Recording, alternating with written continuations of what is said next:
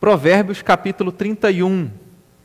Mesmo assentados, mas com reverência à leitura da palavra de Deus. Provérbios 31, a partir do verso 1, diz assim a palavra do Senhor. Palavras do rei Lemuel, de Massá, as quais lhe ensinou sua mãe. Que te direi, filho meu, ó filho do meu ventre?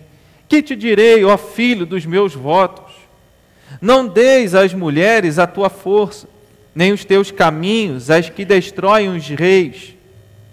Não é próprio dos reis, ó Lemuel, não é próprio dos reis beber vinho, nem dos príncipes desejar bebida forte, para que não bebam e se esqueçam da lei e pervertam o direito de todos os aflitos. Dai bebida forte aos que perecem e vinho aos amargurados de espírito, para que bebam e se esqueçam da sua pobreza e de suas fadigas não se lembrem mais. Abre a boca a favor do mudo, pelo direito de todos os que se acham desamparados. Abre a boca, julga retamente, faz justiça aos pobres e aos necessitados. Mulher virtuosa, quem a achará? O seu valor muito excede o de finas joias. O coração do seu marido confia nela e não haverá falta de ganho. Ela lhe faz bem e não mal todos os dias da sua vida. Busca lã e linho e de bom grado trabalha com as mãos. É como um navio mercante, de longe traz o seu pão. E ainda à noite já se levanta e dá mantimento à sua casa e a tarefa às suas servas. Examina uma propriedade e adquire-a. Planta uma vinha com as rendas do seu trabalho, cinge os lombos de força e fortalece os braços. Ela percebe que o seu ganho é bom. A sua lâmpada não se apaga de noite. Estende as mãos ao fuso, mãos que pegam na roca. Abre a mão ao aflito e ainda a estende ao necessitado. No tocante à sua casa não teme a neve, pois todos andam vestidos de lã escarlate. Faz para si coberta, veste-se de linho fino e de púrpura. Seu marido é estimado entre os juízes, quando se assenta com os anciãos da terra. Ela faz roupas de linho fino e vende-as e dá cintas aos mercadores. A força e a dignidade são os seus vestidos, e quanto ao dia de amanhã não tem preocupações. Fala com sabedoria e a instrução da bondade está na sua língua. Atende ao bom andamento da sua casa e não come o pão da preguiça. Levantam-se seus filhos e lhe chamam ditosa. Seu marido a louva dizendo: muitas mulheres procedem virtuosamente, mas tu a todas sobrepujas. Enganosa é a graça e vã a formosura, mas a mulher que teme ao Senhor, essa será louvada. Dai-lhe do fruto das suas mãos e de público a louvarão as suas obras. Que Deus nos abençoe na meditação da sua palavra. As mulheres estão presentes em todos os lugares, né? E elas estão presentes em todas as instâncias da sociedade, em todas as áreas. Isso é algo que o cristianismo proporcionou.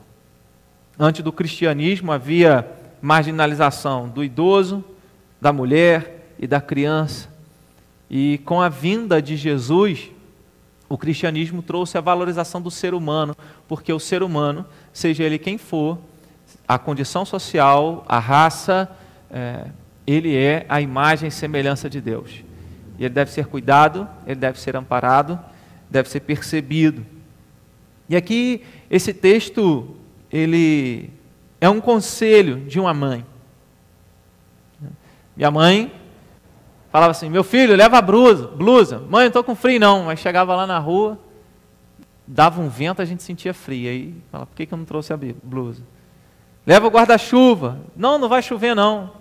Boca de mãe é um negócio, né?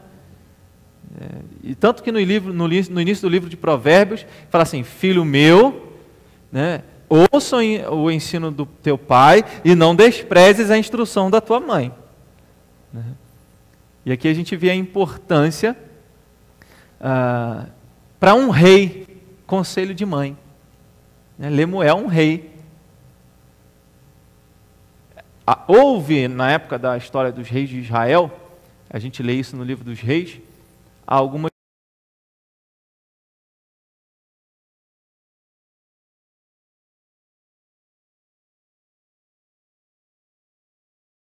a outros deuses, né? Mas Lemuel, ele tem uma mãe que orientou ele, que deu instrução para ele. E essa mãe devia ser uma mãe muito virtuosa, porque o que nós entendemos nesse texto é que Lemuel está tentando encontrar alguém olhando para a vida da sua própria mãe. É um conselho que ele recebe, o verso 1, esse capítulo é dividido em duas partes, né? O capítulo 1, o verso 1 ao verso 9, são os conselhos da mãe dele para ele. E do verso 10 até o 31, quem seria uma boa esposa para ele? Né? Tudo que uma mãe deseja para o filho, né? Ou para a filha, né? Olha, veja com quem que você vai casar. Veja com quem você vai se unir, porque a pessoa que você vai viver e conviver tem um papel muito importante. Pode edificar a casa, pode destruir a casa. A gente sabe disso, né? E aí então, olhando para esses conselhos e o tema que eu quero trazer aqui nessa noite, é apenas lembrar os conselhos de uma mãe virtuosa. Tantos conselhos que o livro de Provérbios traz, e a gente sempre ouviu, né? Filho meu, filho meu, filho meu, conselho do pai para o filho, Salomão instruindo o filho, né? Filho meu, e aqui é uma mãe, né? A mãe instruindo, e isso mostra para nós, né, antes da gente entrar propriamente nas divisões do nosso tema, que dentro de casa é onde nós temos a instrução de Deus para nós. Se os nossos pais temem a Deus, eles têm o melhor para nós. E a gente mesmo sabe, e a gente vai aprendendo isso ao longo da vida, quando a gente é jovem, quando a gente é adolescente, nem sempre a gente entende isso, acredito que não, na maioria das vezes quando você se torna pai, quando você assume a sua família, que amigo é pai e mãe. Que ninguém vai querer o melhor para você como seu pai e sua mãe. E se alguém não teve um pai e uma mãe terreno que dedicasse atenção, como o salmista no Salmo 27 ele expressa, porque ainda que meu pai e minha mãe me desamparem, o que acontece? O Senhor me acolherá.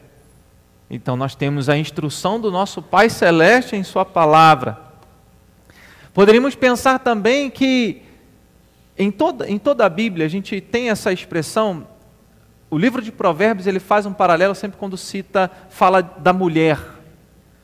E ele olha para a mulher e vê a mulher, dois tipos de mulheres, a mulher sábia que edifica a casa e a mulher adúltera, a mulher que é ávida por um desejo sexual para destruir a vida do homem.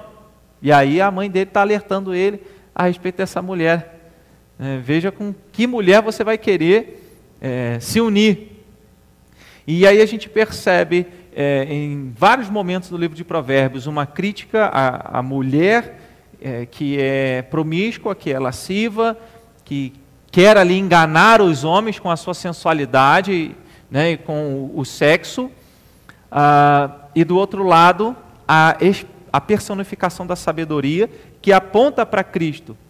Mas nesse capítulo, diferente de todas as outras mulheres do livro de Provérbios, que aponta sempre o lado negativo, uma postura de pecado para a mulher rixosa, né? A mulher que gosta de confusão, a mulher que gosta de que quer enganar o outro.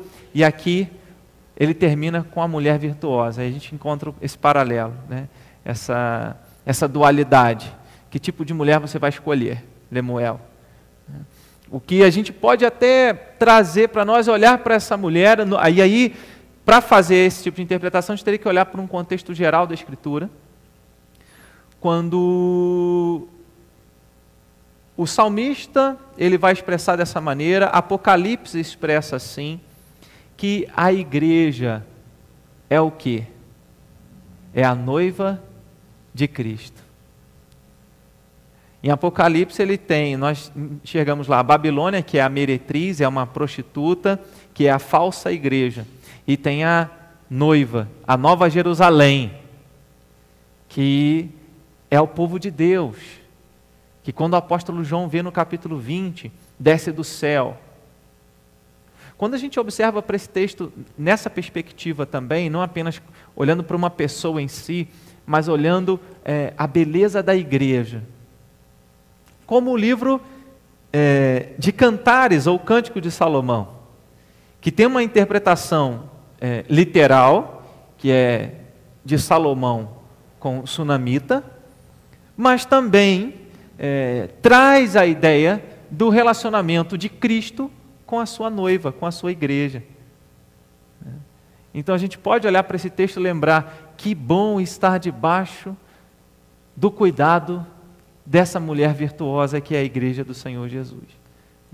Embora na nossa atual condição existem muitas falhas, mas o que Lemuel registra, o que é registrado no livro de Provérbios, é que esses conselhos são extremamente importantes. Aí eu quero começar com os conselhos do verso 4 e 5.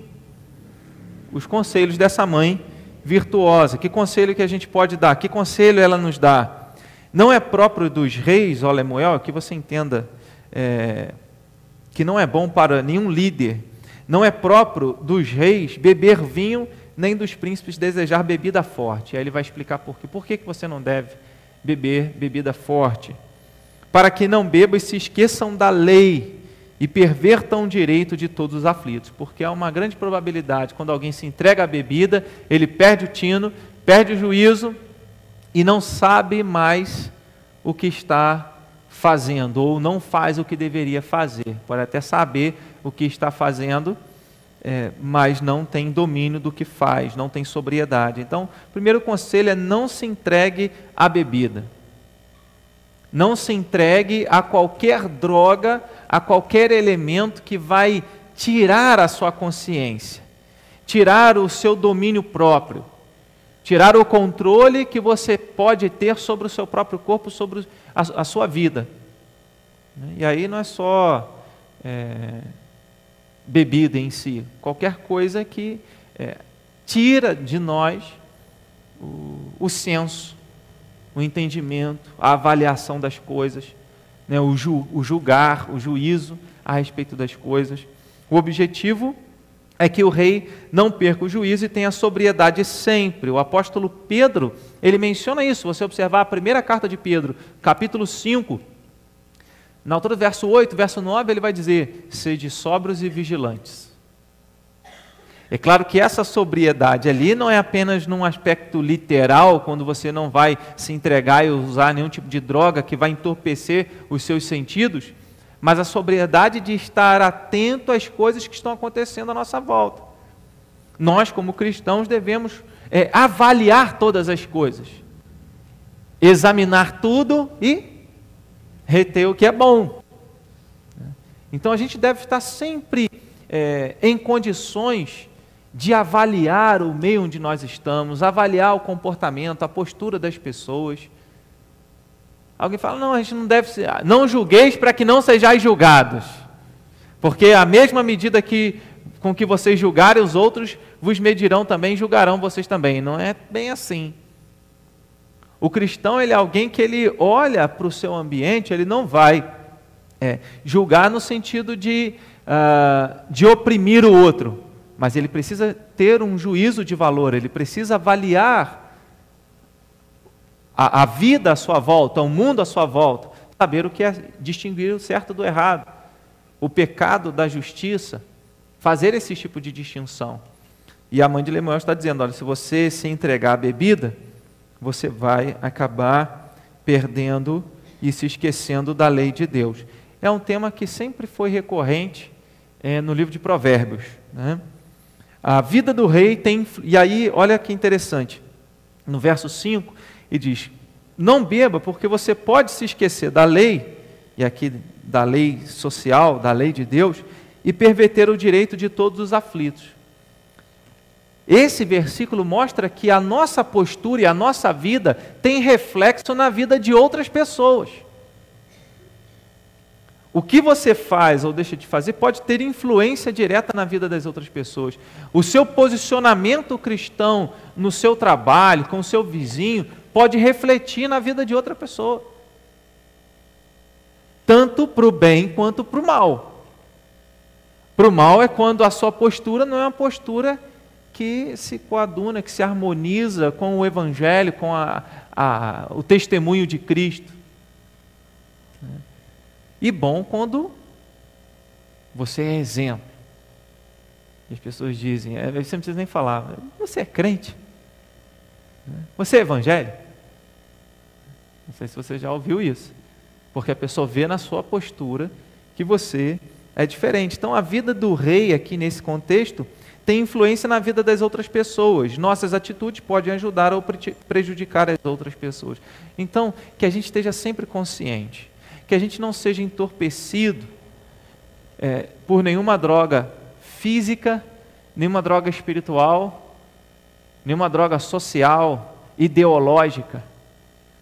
Porque existem muitos cristãos hoje que não avaliam nenhum sentido das coisas. E essa semana estava olhando lá, compartilharam um vídeo, não sei se foi no Facebook, a geração que a gente está vivendo de evangélicos, e aí uma multidão assim no altar, num lugar lá, numa igreja, não sei, e alguém que estava na posição de pastor, orando pelas pessoas com água na mão, e enchia a boca de água e cuspia dentro da boca dos fiéis.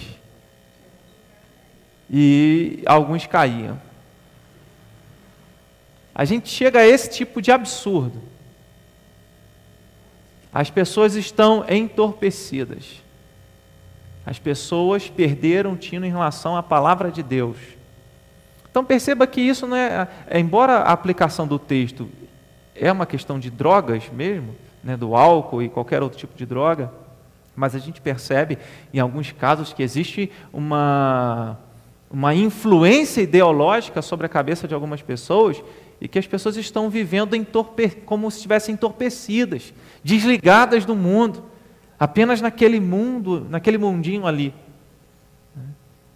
E nós precisamos ser aqueles filhos de Deus, discípulos de Jesus, de olhos bem abertos, para enxergar o que está acontecendo no país, para enxergar o que está acontecendo à nossa volta, para que a gente jamais se esqueça da palavra de Deus.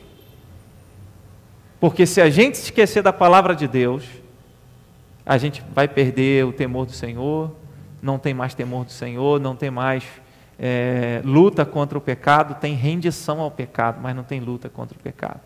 Então, um conselho, não se entregue à bebida ou a qualquer coisa que entorpeça os seus sentidos. Segundo, não se entregue à indiferença, verso 8. Verso 8. Só um parênteses, eu estou pulando o verso 6 e 7, ele está admitindo no verso 6 e 7 a possibilidade de alguém beber para afogar as mágoas. Mas, à luz geral da Escritura, a bebida, o afogar as mágoas, o se entorpecer, a pessoa vai perder o sentido de qualquer maneira e não vai ter noção do que precisa ser feito. Então é importante que sempre haja discernimento e sobriedade. Verso 8. Abre a boca a favor do mudo, pelo direito de todos os que se acham desamparados. Embora o verso 8 e 9 começam com a mesma expressão, abre a boca, está falando de uma postura que o rei Lemuel precisa ter em relação às pessoas. E uma dessas posturas é que ele não pode se deixar levar pela indiferença. Não é problema meu. Alguém que não tem condições de socorrer a si mesmo. Alguém que não tem condições de falar nesse trecho. Alguém que não tem condições, que está desamparado. Ou seja, alguém que não pode fazer algo por si mesmo. Então, seja aqui alguém que vai cuidar dessa pessoa. Seja instrumento de Deus. Não seja indiferente. Quando Jesus no Sermão da Montanha e o apóstolo João na primeira carta, eles vão trabalhar esses conceitos quando fala sobre o sexto mandamento. Qual é o sexto mandamento? não matarás. Não matarás. E aí Jesus diz, ouviste o que foi dito, não matarás. Eu, porém, vos digo, todo aquele que se irá contra o seu irmão, todo aquele que se chamar tolo. E aí tem uma expressão, na nossa tradução, é falar raca, que é alguém rejeitar a pessoa no coração de tal maneira que você é indiferente.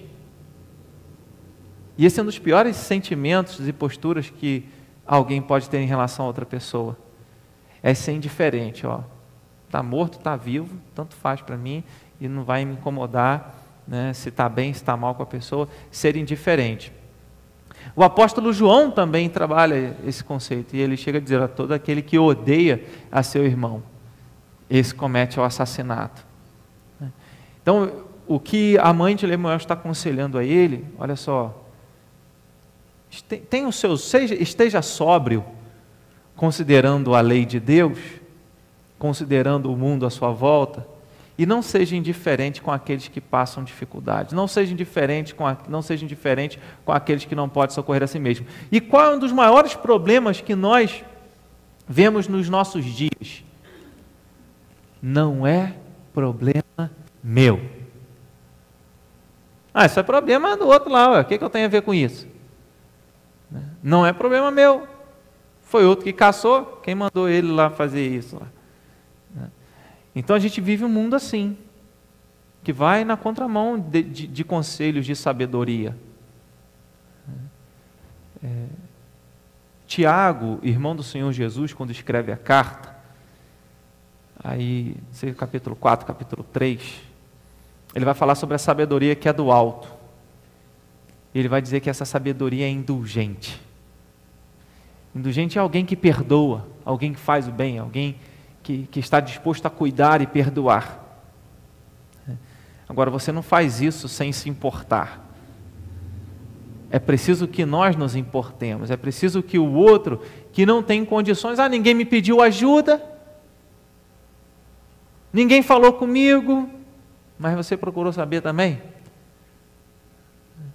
Então, assim, esse texto é um alerta para que a gente não viva uma vida cristã apenas de aparência, como eu venho à igreja, presto meu culto a Deus, e aí quando eu saio da igreja, eu não me importo com as pessoas, eu não me importo com aquele que está passando um problema, eu não me importo com aquela mulher, com aquela esposa que está apanhando do marido, eu não me importo com aquele jovem que está se entregando às drogas, porque afinal de contas cada um tem que cuidar dos seus problemas, porque eu já tenho tantos problemas. Então, Lemuel, não se entregue à indiferença, se importe. Irmãos, e nós temos o Senhor Jesus que demonstrou isso. E aí a gente vê, quando a gente olha para o Novo Testamento, a gente percebe os religiosos rejeitando as pessoas que eles mesmos julgavam que não tinham condições de ser salvos, e a gente vê Jesus acolhendo essas pessoas. E a gente precisa vigiar para que a nossa postura de religioso não roube de nós a empatia, de nos importarmos com as outras pessoas.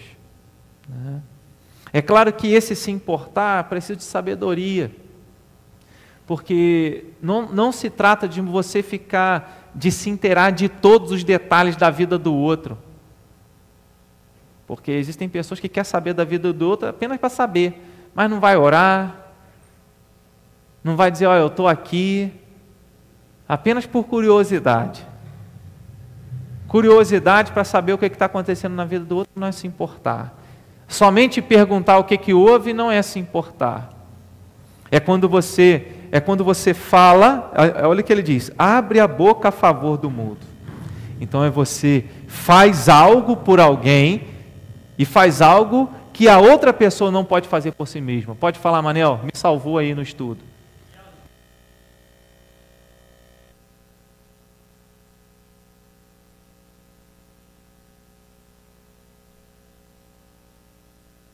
A gente tem que tomar cuidado com aqueles pedidos de oração. Tem gente que, no momento de oração, ao invés de falar, vamos orar pelo presbítero Romeu, pela família dele, presbítero Romeu e Marlene, vamos orar pelo presbítero Romeu, que está vivendo nessa situação assim, e lá na casa aconteceu isso, e aconteceu aquilo. Então você está usando aquele momento para falar da vida do outro e não para pedir um pedido de oração. Ou a gente não sabe que Deus sabe? Deus sabe. Então às vezes a gente quer contar ou quer saber mais pela curiosidade do que realmente pela necessidade. Porque, pensa só, mesmo depois de você ter ouvido a história daquele irmãozinho ou daquela irmãzinha que ficou quase 10 minutos contando a história na hora do pedido de oração, mas o dia passou, a noite passou, o dia amanheceu e você não pegou o telefone para ligar para a pessoa. Foi apenas ali naquela reunião de oração. Você não procurou a pessoa para fazer uma visita. Então, vamos fugir da indiferença. Eu não preciso colocar a boca no trombone e cantar para me importar. E a gente sabe que alguém diz eu te amo, não somente com palavras, mas principalmente com atitudes. E a mãe de Lemuel deu um conselho para ele: Lemuel, não seja indiferente com os necessitados. E aí ela está chamando ele: Lemuel, tem uma vida dedicada ao altruísmo. Altruísmo é fazer o bem, sem olhar a quem, né? É se importar com o outro, é o amor ao próximo na prática. Terceiro lugar, conselhos de uma mãe virtuosa. Terceiro conselho, não se entregue à injustiça. Primeiro, não seja indiferente, mas também quando você for julgar uma causa, não haja com injustiça, seja reto, não seja parcial. Não seja parcial ao rico contra o pobre, ou vice-versa. Não esteja do lado de alguém, defendendo alguém simplesmente pela condição financeira, ou pelo status dele na sociedade. Seja imparcial. O verso 9 ele diz: abre a boca, julga retamente.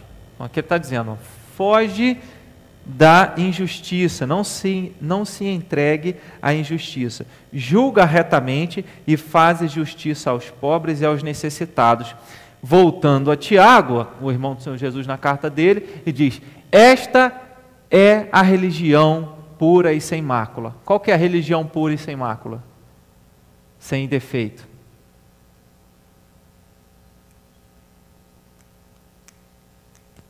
Tic-tac, tic. Qual é a religião pura e sem mácula, sem defeito? Tiago diz lá, acho que lá no capítulo 4. Esta é a religião pura e sem mácula. Amparar os órfãos e socorrer as viúvas nas suas necessidades. Aí você lê aqui: abre a boca, julga retamente, faz a justiça aos pobres e aos necessitados. Isso é uma vida reta, é uma vida de justiça. Porque a Bíblia sempre aponta isso, e a vida também demonstra isso. Os pobres, eles sofrem mais.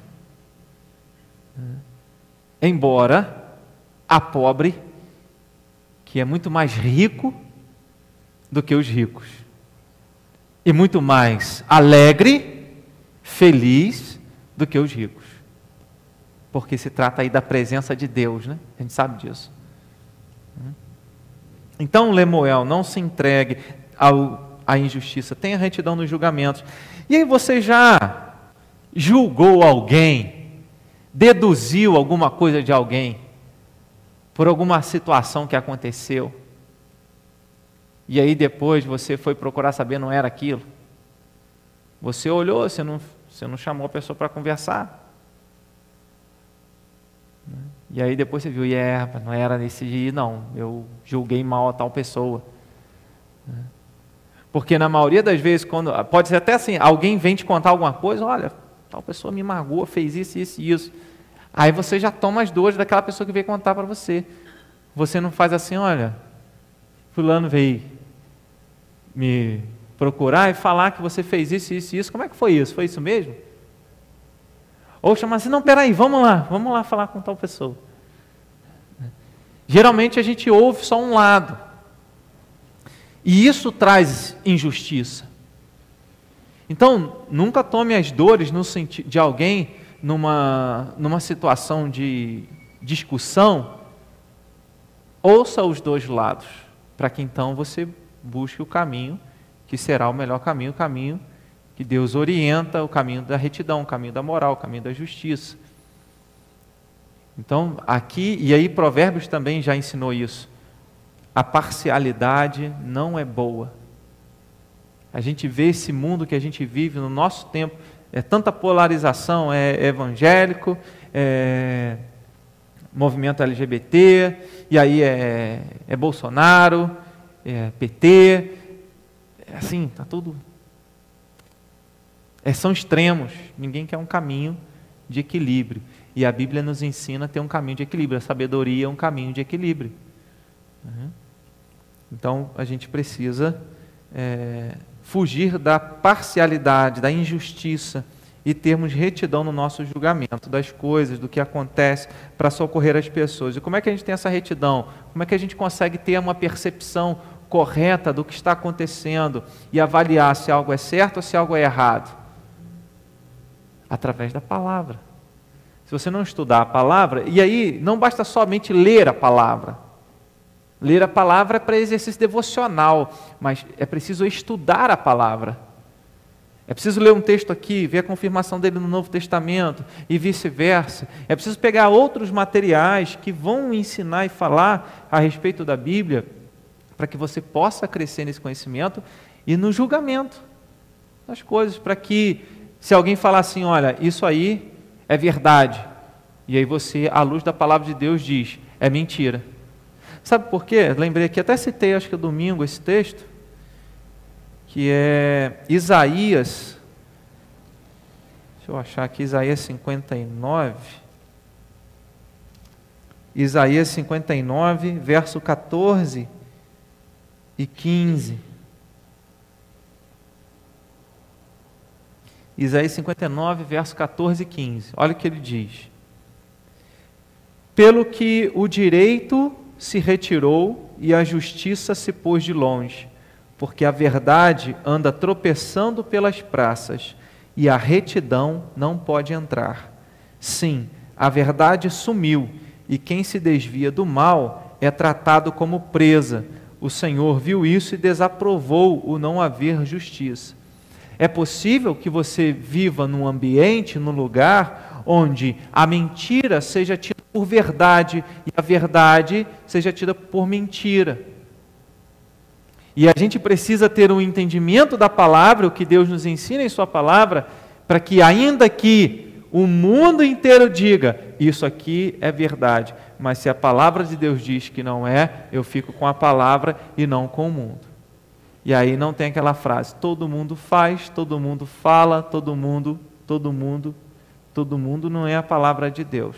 A voz do povo não é a voz de Deus. Né? Já dizia esse negócio de democracia, né? Faz um trocadilho, né? Coisa de demo, né? Mas não é só um trocadilho. Em quarto lugar, o conselho da mãe de Lemuel é para que ele não se entregue aos desejos carnais. Aí lá no verso 3. O verso 3, ela diz, não deis às mulheres a tua força, nem os teus caminhos, as que destroem os reis.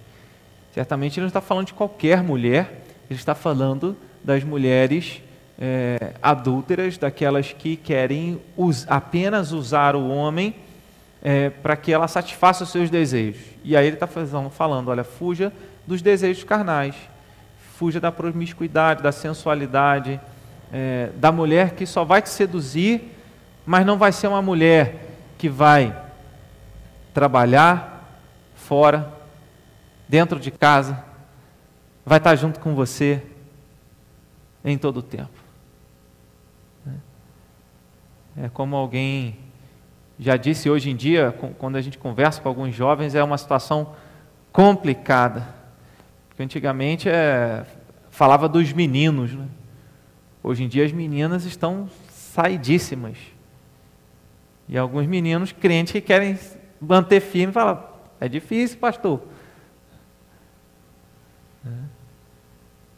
Então ela está dizendo, fuja dos desejos carnais. Embora que o contexto seja esse contexto de uma questão de adultério, a questão da sensualidade, Mas todos nós temos desejos que são carnais, no sentido que são os desejos pecaminosos, aquilo que nos afasta de Deus, aquilo que nos torna presos ou limitados por causa do nosso próprio pecado. Então a gente tem que fugir. E se a gente foge, quanto mais a gente busca a presença de Deus, mais a gente vai estar longe do pecado. Se a gente não está buscando, a gente está permanecendo ali na condição de estarmos sujeitos à ação dos nossos próprios desejos. Não é a ação do diabo só não, é a ação dos nossos próprios desejos. Porque Tiago, voltando a Tiago, ele vai dizer que ninguém é tentado senão pelos seus próprios desejos, pela sua própria cobiça. E se você dá voz à sua cobiça, deixa solto, aí a coisa acontece. Então não entregue sua vida nas mãos de uma mulher que não teme a Deus. E assim termina. Então o verso de número 3 é uma preparação para o verso 10 ao 31. Porque é o avesso. Está dizendo, não se entregue a esse tipo de mulher, mas procure esse aqui, ó. Essas virtudes, com essas características, com esse caráter, uma mulher que teme a Deus. Então, a gente pode até pensar aqui nesse contraste que tem da mulher do verso 3 com a mulher do verso 10 ao verso 31, em relação ao jugo desigual. O que é o jugo desigual? É você se unir, casar com alguém que não tem a mesma fé que você. É proibido? A Bíblia orienta que não deveria ser. Mas se de tudo, porque ninguém sabe se vai ganhar o cônjuge, né, o marido ou a esposa para Jesus, se você quiser pagar o preço, eu já vi mulheres depois de 30 anos de casados, aí que o marido foi se converter. Mas aguentou. Então, assim, existem casos também eu vejo isso mais em relação a mulheres em relação ao marido, né? As mulheres são convertidas e o marido não. São a maioria dos casos que eu, como pastor, vejo. Existem casos que a mulher fica dividida. Não, ó, domingo de manhã eu tenho que fazer o almoço para o meu marido. E está certo, tem que cuidar de casa mesmo. Vai no culto da igreja à noite. Mas aí fica essa divisão, essa dificuldade. Então, a mãe de Lemuel está dizendo, olha, cuidado com isso, busque uma esposa íntegra, uma esposa virtuosa. E quais são as virtudes dessa mulher virtuosa? Quais são as virtudes dessa esposa que Lemuel precisa encontrar ou deve ter? É a pergunta que ele faz no verso 10. Né? Mulher virtuosa, quem achará? O seu valor muito excede de finas joias. Eu fico pensando no Lemuel escrevendo isso, o conselho que a mãe dele deu a ele, e aí ele escrevendo esse trecho, pensando na mãe dele. Que referência de mulher ele teria? Então eu entendo que ele escreve esse trecho lembrando da sua própria mãe, das virtudes da sua mãe. E aí ele vai mencionar, ela é alguém digna de confiança. Relacionamento, irmãos, não acontece sem confiança. Você precisa confiar na pessoa que está do seu lado. Então ele diz, o coração do seu marido confia nela e não haverá falta de ganho. Ela faz bem e não mal, todos os dias da sua vida. É possível que em algum período da vida a dois, alguns casais quase que virem inimigos, né? Não, isso aqui é meu, isso aqui é seu, isso eu faço para mim, isso aí você faz para você. E aqui a gente vê alguém que só faz o bem e não o mal todos os dias. O que a gente vê aqui? Olha, o verso de número 17, ele vai falando do verso 11 até o 17, colocando algumas virtudes. Então, verso 11 é a confiança, o verso 12, o altruísmo, o desejo de sempre ver o bem do outro. Busca lã e linho, de bom grado trabalha com as mãos, então alguém que está trabalhando. É como um navio mercante, de longe traz o seu pão, ou seja, trabalha fora de casa. E ainda à noite já se levanta e dá mantimento à sua casa e a tarefa às suas servas. Então é alguém que está gerenciando, administrando as coisas do lar, o próprio lar. É como aquela história, tem mulheres que trabalham muito mais que os homens. Porque o homem acha que ele em alguns casos é um hóspede dentro de casa, né? Então a mulher trabalha fora e chega em casa tem que fazer aquele monte de coisa. Examina uma propriedade e adquire-a. Ela administra, perceba, ela administra o relacionamento com o seu esposo, o coração do seu marido confia nela.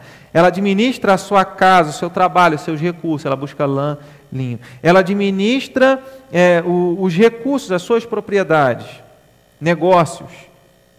Cinge, verso 17, cinge os lombos de força e fortalece os braços. Então até aqui ele está mostrando uma mulher trabalhadora, uma mulher que luta para cuidar dos seus. Ele vê, o rei Lemuel vê e sente a força de sua mãe. E ele espera encontrar alguém como ela. Quem achará?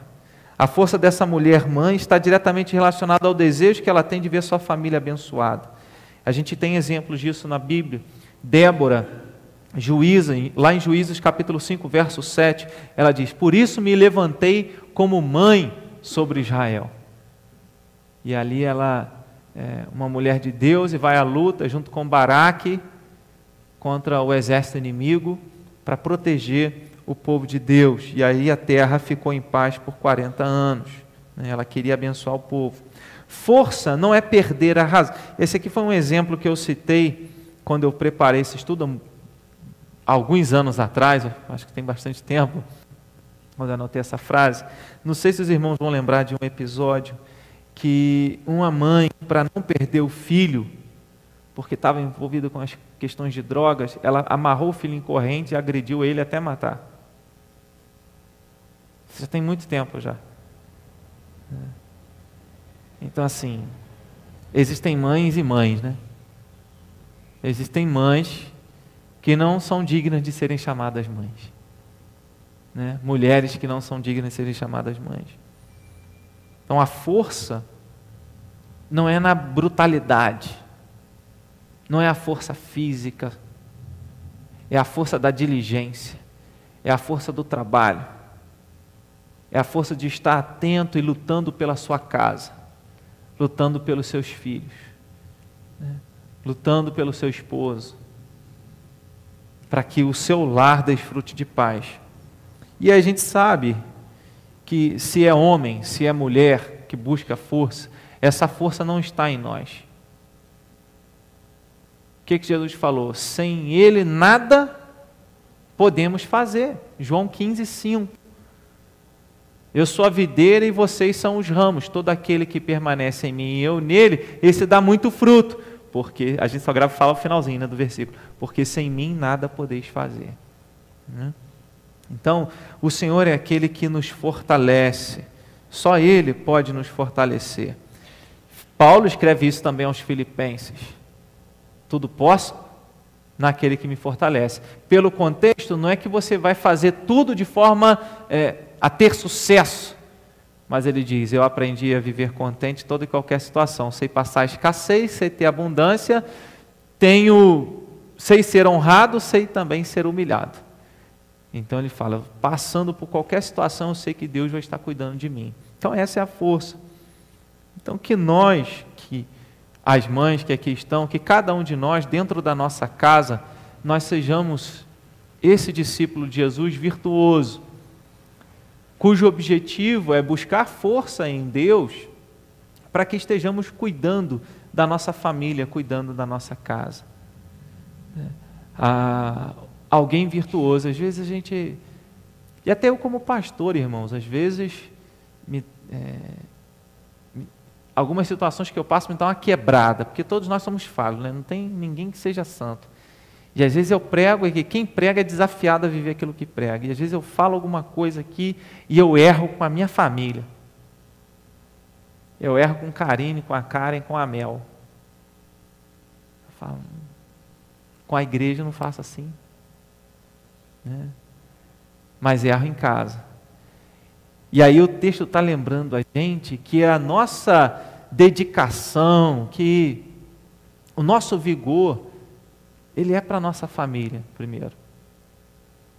Precisamos ser pessoas em que aquelas pessoas que estão convivendo conosco, eu posso confiar no meu pai, eu posso confiar no meu cônjuge.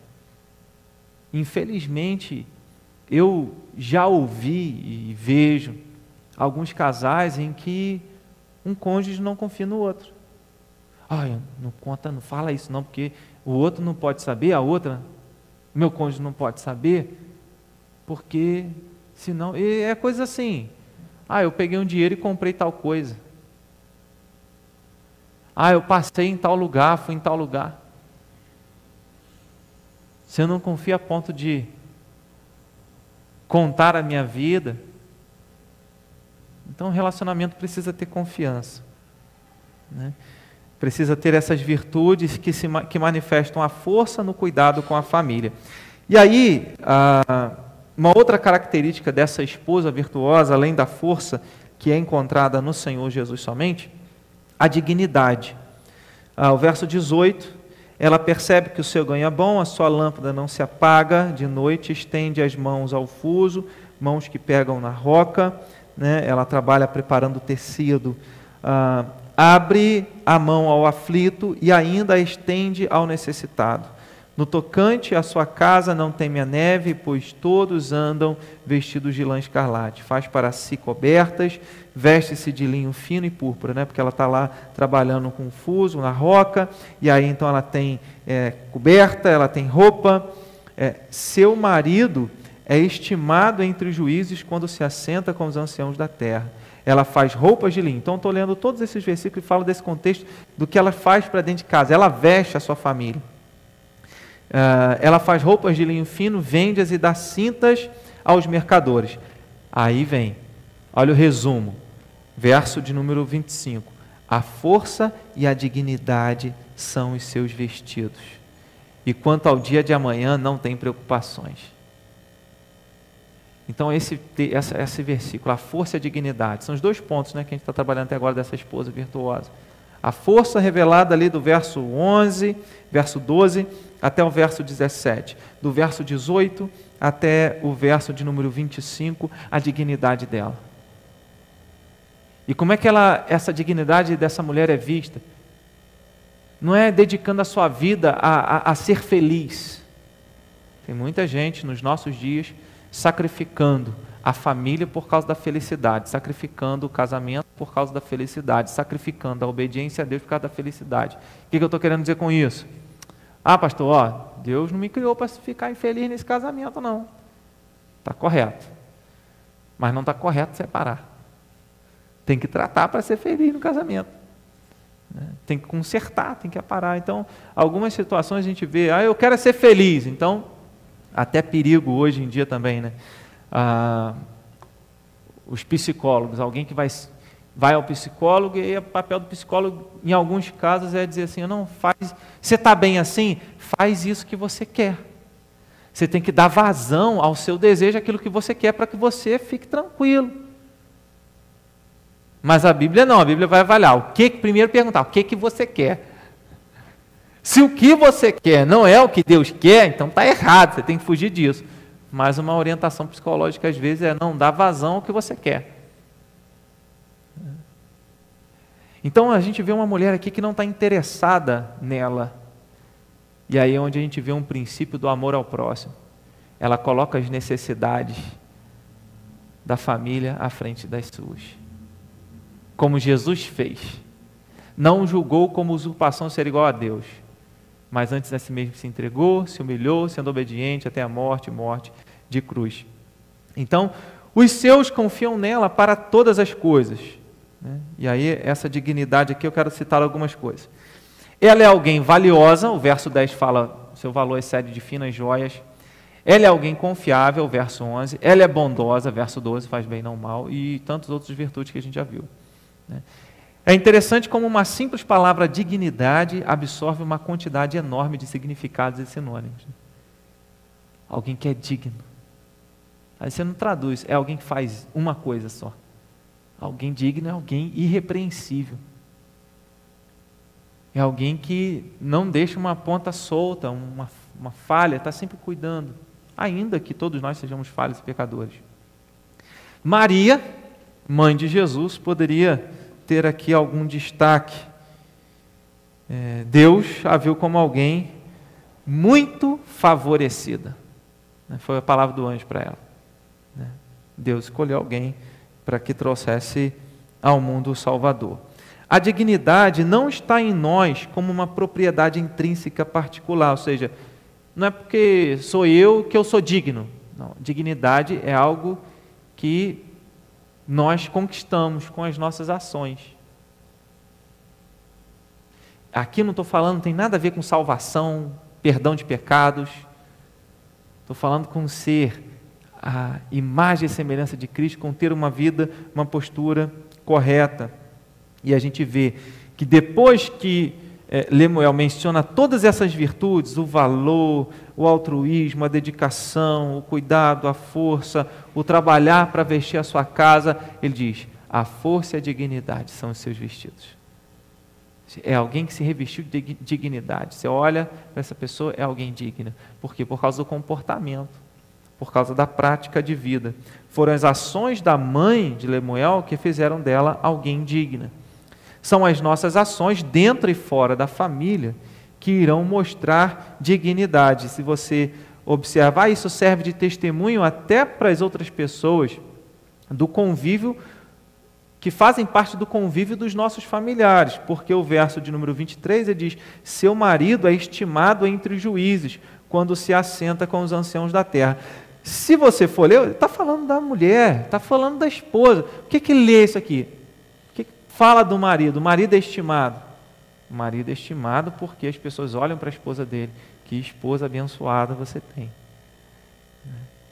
Então ele é estimado por isso, porque as pessoas à volta dele veem que o lar dele é um lugar abençoado. Porque ele tem alguém que está trabalhando para a edificação daquele lar, com a dependência de Deus, porque se o Senhor não edificar a casa, em vão trabalhos que edificam. Né? Então são as nossas ações dentro e fora da família que irão mostrar dignidade, isto é, honestidade e a luz do Senhor. Para isso é importante seguir a orientação de Jesus quando construímos nossa casa sobre a rocha e não sobre a areia. Prudente é quem constrói a casa sobre a rocha. O que significa construir a casa sobre a rocha? Oi? Não, sim, mas o que significa isso aí? Construir a casa sobre a rocha. Oi? Sim, mas o que significa isso? Construir a casa sobre a rocha, quando vem... Oi? Tá. Jesus falou assim, o homem prudente é quem ouve e pratica as minhas palavras. Ouve e pratica. A gente vive um tempo de muita teoria, né? Mas prática, e é com a gente, cara. Não adianta você passar a bola para outra, é sua vez, não, é com você. Né? É você que tem que matar no peito e falar assim, ó, é a minha hora, é agora, eu tenho que fazer o que eu tenho que fazer. Né? Ah, se vier outro, não, é com você. Deus te salvou, te revelou a salvação em Cristo Jesus, o Espírito Santo está em você e é com você. Você é sal, você é luz. Então, escuta e pratica. Essa é a dignidade. Se quisermos encontrar dignidade no lar, precisamos nortear a nossa vida, a nossa casa, pela prática da palavra de Deus. Então, precisamos pensar nisso aí. Uma terceira característica dessa esposa virtuosa é o temor a Deus. Então, a partir do verso 26, ela fala com sabedoria e a instrução da bondade está na sua língua. Atende ao bom andamento da sua casa e não come o pão da preguiça. Levantam-se seus filhos e lhe chamam ditosa. Seu marido a louva dizendo, muitas mulheres procedem virtuosamente, mas tu a todas sobrepuja. Enganosa é a graça e vã a formosura, mas a mulher que teme ao Senhor, essa será louvada. Então ele está falando, o que é esse temor a Deus? Está falando nesse contexto de sabedoria, de bondade, no verso 26, de louvor, ou seja, de reconhecimento. É alguém que tem deixado um testemunho, não é um agente secreto do Evangelho. É alguém que tem demonstrado, a mulher que tiver vida de comunhão com Deus, obterá a bênção do Senhor. A mãe de Lemuel não edificou sua casa com base na beleza, que é um Deus do nosso século. Né? A exaltação do corpo perfeito. Né? As academias estão cheias todos os dias.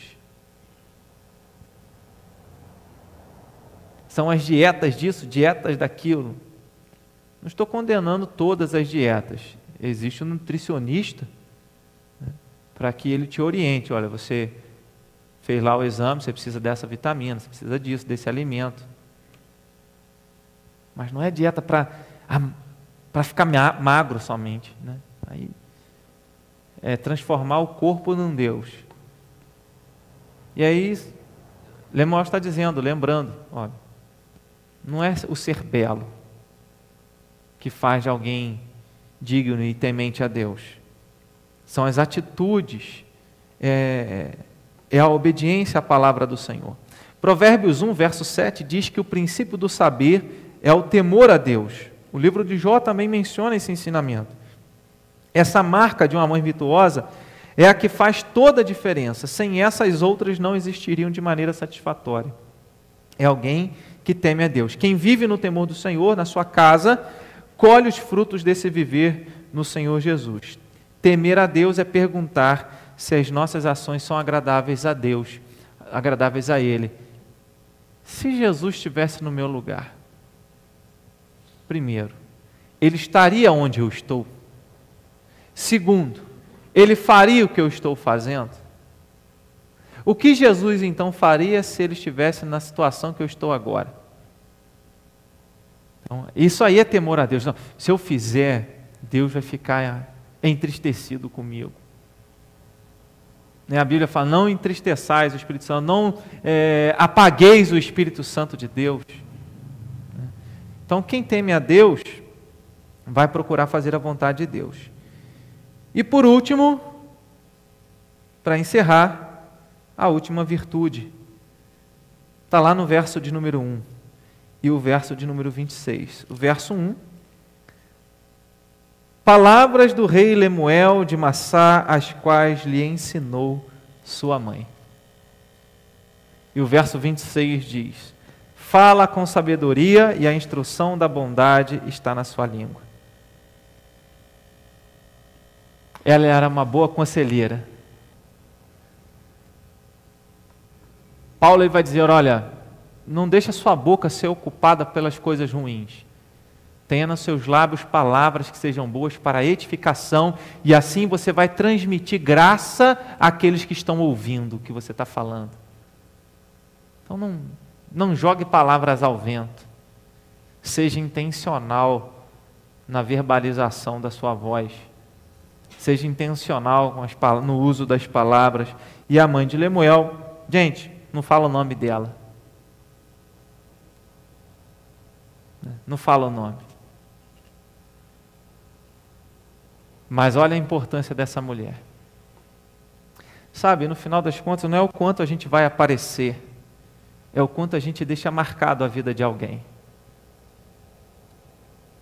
Não é o quanto a gente recebe aplausos, é o quanto aquelas pessoas que nós influenciamos irão conquistar, irão seguir em frente, por uma orientação.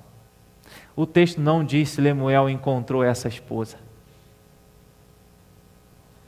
mas Lemuel tinha um mapa. E às vezes o que a gente precisa deixar para as pessoas que estão à nossa volta é um mapa. Talvez você não vai ter condições de ir lá em todo o tempo, seguir os filhos, seguir a família, em tudo quanto é lugar. Eu já tenho passado por isso com a minha mais velha, que já tem os colegas, já tem os grupos aí pop coreano, que aí já tem que ficar inteirado, saber a letra da música. Mas eu não posso tirar ela do mundo. Jesus também fez essa oração: Pai, não peço que os tire do mundo. Jesus deixou um mapa para os discípulos: eu sou o caminho. Então a sabedoria está nisso aí. Ela foi uma boa conselheira, deixou um mapa, ele lembrou muito bem e anotou tudinho. Deixou um mapa para as pessoas que estão à sua volta, um mapa que vai levá-las ao Senhor Jesus, que vai conduzi-las à palavra de Deus, Seja alguém virtuoso, não pela beleza, pela aparência, ou está bem vestido, está cheiroso, não. Deixe a impressão pelo seu testemunho, pela sua vida. Amém?